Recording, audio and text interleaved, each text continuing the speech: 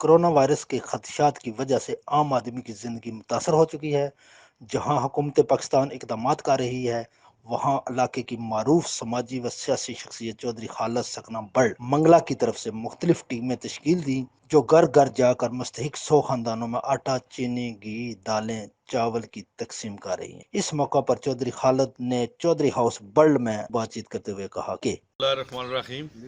ہم نے جی یہ ہمارے وزیر اعظم پاکستان عمران خان کے ویژن کے مطابق ہم یہ جو کرونا وائرس آیا ہے اس کے سلسلے میں ہم نے اپنے علاقے اپنے گاؤں میں میرٹ کے حساب سے لسٹیں تیار کی ہیں، اور وہ اپنی مدد ہم گھر سے یہ سارا کچھ کر رہے ہیں،